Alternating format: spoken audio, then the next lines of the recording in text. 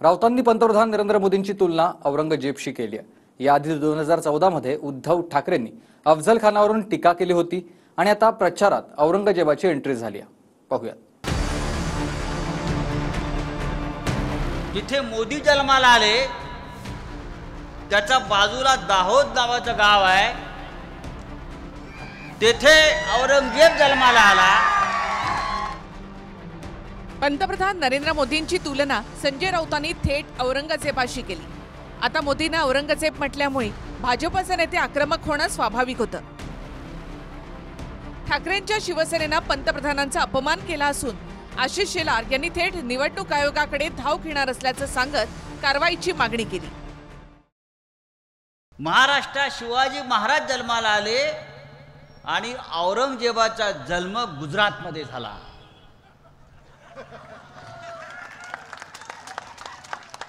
गुजरातमध्ये जिथे मोदी जन्माला आले त्याच्या बाजूला दाहोद नावाचं गाव आहे, तेथे औरंगजेब जन्माला आला आणि म्हणून ही औरंगजेबी वृत्ती गुजरात आणि दिल्लीतून या महाराष्ट्रावर चाल करून येते आहे आणि शिवसेनेच्या विरोधामध्ये, आमच्या स्वाभिमानाच्या विरोधामध्ये। मोदी आला नाही, औरंगजेब आला म्हणा, काढून टाकू।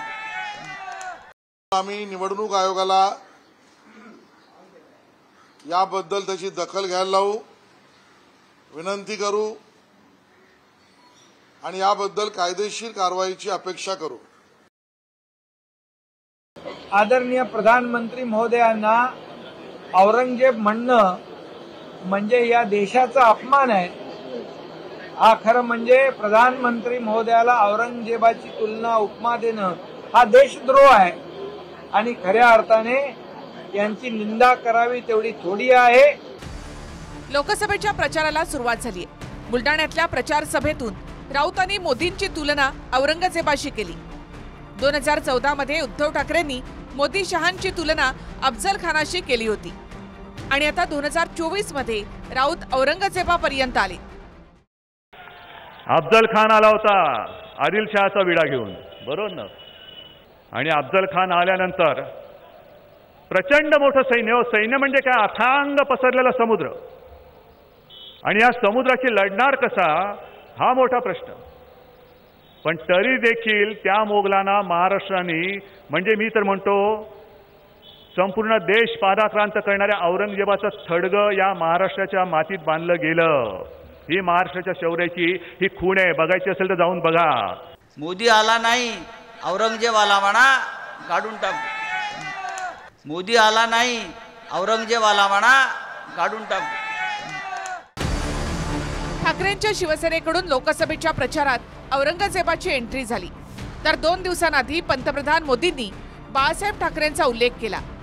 दादरच्या शिवाजी पार्कातून राहुल गांधींनी ईडी, सीबीआयची शक्ती या शब्दांवरून मोदींवर टीका केली होती। त्या शक्ती शब्दाचं महिलांशी कनेक्शन जोडून बाळासाहेब ठाकरेंच्या आत्म्याला किती दुःख झालं असेल असं मोदी म्हणाले होते। हिंदू धर्म में शक्ति शब्द होता है। हम शक्ति से लड़ रहे हैं, एक शक्ति से लड़ रहे हैं। अब सवाल उठता है वो शक्ति क्या है? राजा की आत्मा ईवीएम में है,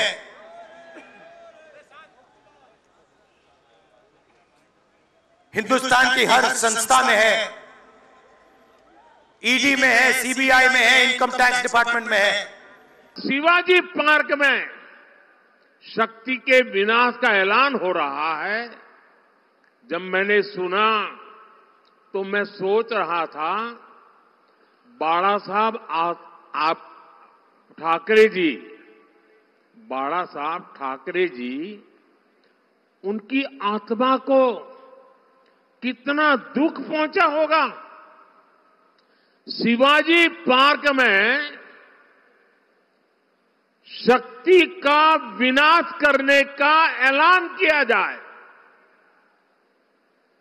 वो भी शिवाजी पार्क में, और उस भूमि पर जहां का बच्चा बच्चा जन्म से जय भवानी जय शिवाजी का मंत्र लेकर के बड़ा होता है। लोकसभेच्या प्रचाराला जेमतेम सुरुवात झाली आहे।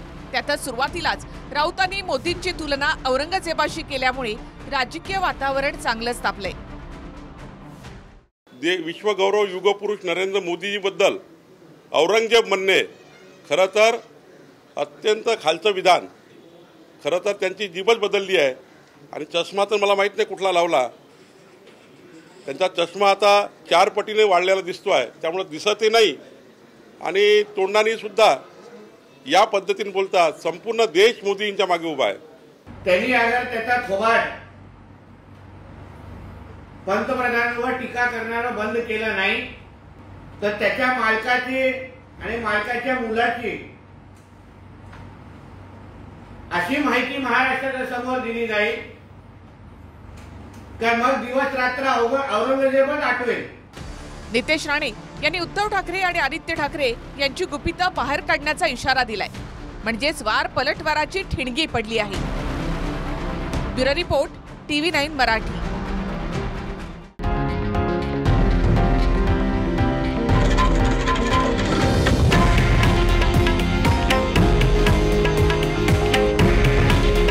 हे आहे देशातील नंबर 1 न्यूज नेटवर्क आणि आपण पाहत आहात TV9 मराठी।